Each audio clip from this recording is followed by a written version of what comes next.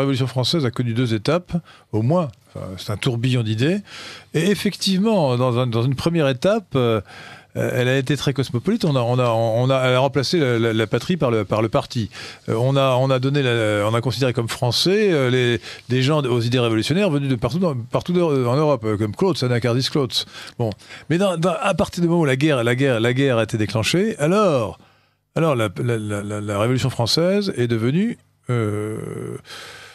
nationaliste dans le mauvais sens du terme, parce que d'une manière très haineuse à l'égard des étrangers, et d'ailleurs d'une manière moins condamnable, qui se retrouve dans l'hymne national qui est la Marseillaise, qu'un sang impur à breuve de Chillon, enfant de la patrie. Donc il y a cette référence aux enfants de la patrie qui n'est pas cosmopolite. Et on ne peut pas opposer l'universalisme et l'identité parce que, comme nous l'avons dit souvent ici, à cette antenne de Radio Courtoisie, le véritable universalisme est un universalisme de l'incarnation qui pose que les valeurs sont effectivement universelles, mais qu'elles ont besoin de s'incarner dans une société, une civilisation particulière. Et de ce point de vue-là, la Troisième République, qui commence donc en 1871, commence pour moi avec l'écrasement de la Commune. Et alors certes qu'elle s'est constamment référée avec plus ou moins de vigueur selon ses personnalités à la Révolution française, elle est beaucoup plus issue d'une contre-révolution qui était l'écrasement de la Commune. J'en veux pour preuve un certain nombre de phrases que je vous laisse méditer, qui sont donc des citations j'aime bien renouveler de certains auteurs de la Troisième République, et sans parler du général de Gaulle.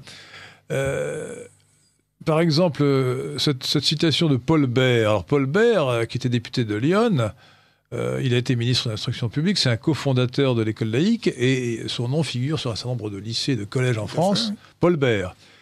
Eh bien, il a dit très clairement en 1872, c'est un beau rôle, et c'est notre rôle traditionnel, à nous républicains, de ne jamais séparer l'idée de la République de l'idée de la patrie. D'autre part, sans rappeler la phrase célèbre de Jules Ferry, disant les races supérieures ont le droit et le devoir de civiliser des races inférieures, qui était une justification de la politique coloniale de la France, je vous invite à méditer cette phrase, par exemple, d'Édouard Herriot en 1928. Édouard Herriot, ministre de l'Instruction publique à l'époque, ancien et futur président du Conseil, qui disait « Il faut sauver la race et par cela même le pays ». Édouard Herriot. Et cette phrase plus importante encore, de Paul Doumer, qui à l'époque était président de la Chambre des députés, qui avant d'être président de la République, qui a été assassiné en 1932. Et il disait ceci: n'écoutez pas, disait Paul Doumer, les sophistes qui professent un cosmopolitisme dissolvant, c'était en 1906. N'écoutez pas les sophistes qui professent un cosmopolitisme dissolvant, qui nie la patrie et qui répudie le devoir. Ce sont des ennemis publics.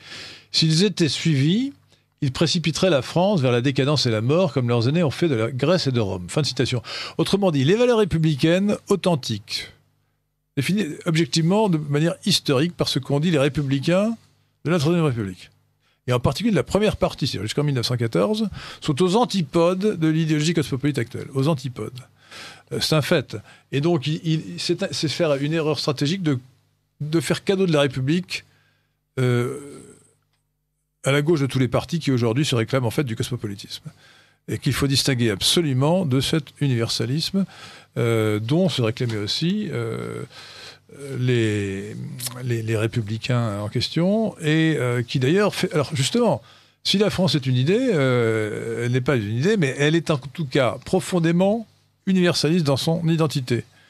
Parce qu'avant le XVIIIe siècle, avant l'idéologie des droits de l'homme, qui est une forme d'universalisme, elle était catholique. Et catholique veut dire universel. Et la France, de ce point de vue-là, s'oppose beaucoup plus à l'Allemagne qu'elle ne lui ressemble, car l'Allemagne est effectivement un pays où des nationalistes purement séparatistes, refusant l'universalisme, pouvaient se développer, comme on l'a vu d'ailleurs avec le mouvement national-socialiste, socialiste national de Hitler. Mais en France, l'universalisme, dans toutes ses formes, est vraiment constitutif de notre identité depuis toujours, depuis Saint-Louis, peut-être depuis Capet. Nous sommes un pays catholique, donc universaliste.